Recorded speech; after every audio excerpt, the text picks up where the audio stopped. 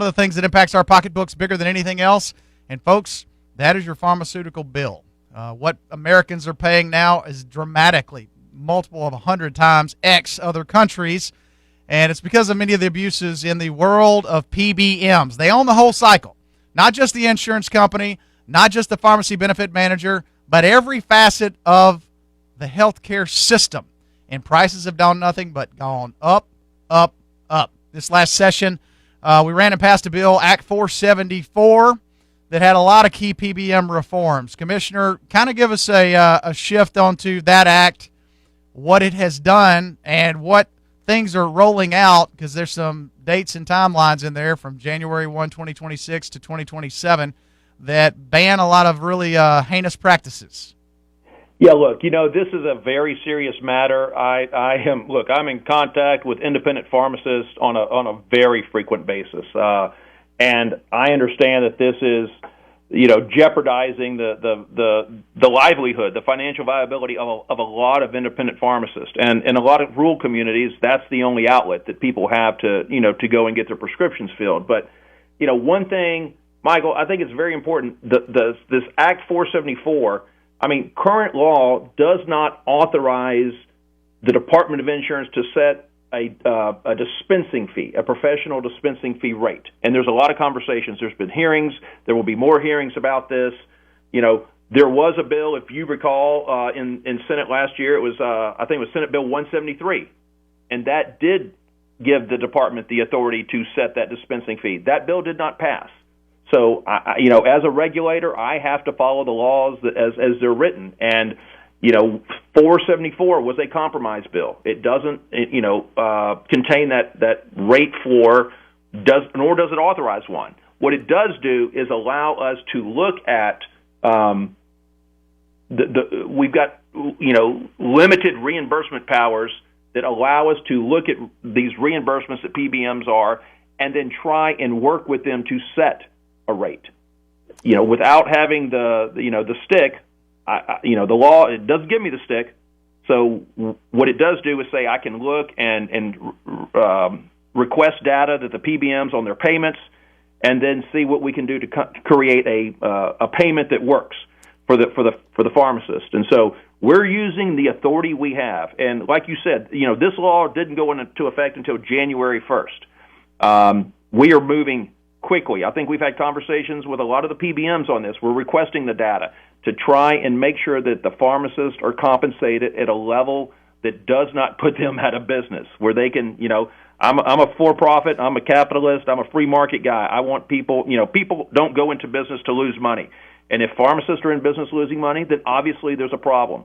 But I've got to have the authority, and the law is the one that has to grant that authority to me to whether set a professional dispensing fee, whatever you want to call it.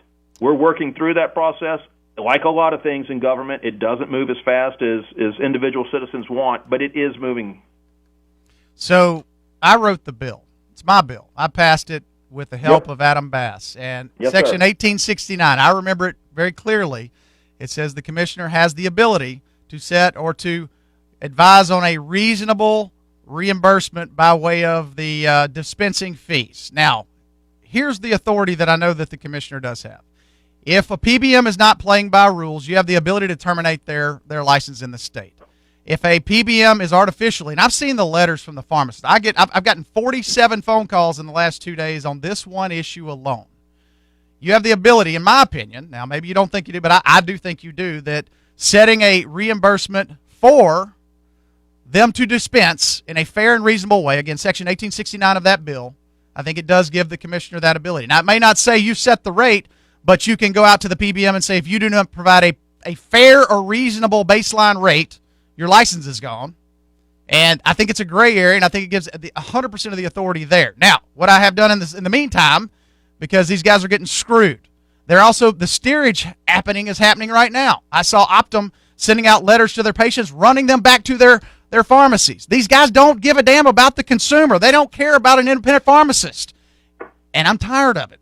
I passed this bill because they were getting brutalized for year after year after year.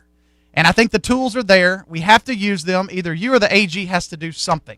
And we have to do something fast because we're losing these guys. Dozens of pharmacists are closing every single year. And they're redirecting to their motherships, and they're sucking the dollars out of the premium payers' hands, and it is not fair. Look, I agree when you say that we can set a reasonable dispensing fee. That's what we're collecting the data to do. We can't. I don't just get to look at a dartboard and say, well, okay, I think $7 is reasonable. We have to collect the data. And again, this, as of January 1st. Can you not use the Medicaid rate as a model for our state or any other state? I mean, there are other states that do this already, and there are models out there. I'm not saying you got to be the top of the model. I'm just saying find a reasonable model so these guys don't continue to get slaughtered, because they're getting slaughtered, and the PBMs have gotten more aggressive after January 1st. I've got the letters. I've got the proof. There's hundreds of pharmacists right now that are getting these diversions of their patients to PBMs mail order, to PBMs other things that are more expensive net, and they need their local pharmacist. Look, January 1st, your law gave us some of that power that we talked about. We're using the power that the law gave us.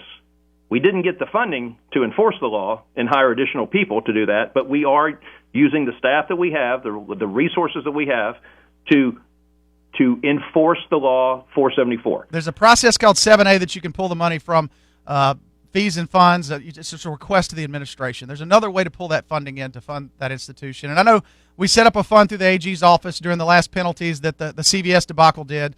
Tens of millions of dollars in penalties that are there. I mean, I'd work with them and pull dollars down to do this enforcement. We've got to do something now. We don't have time. These guys are going to be put out of business.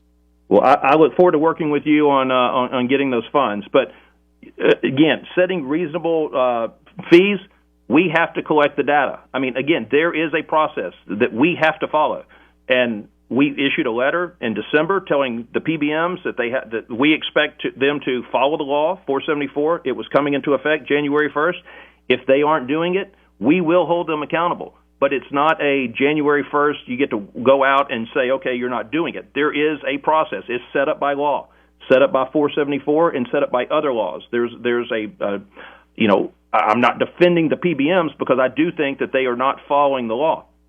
I'm glad you know that they're breaking the law. They are absolutely out there pillaging our folks, and we got to do something about it.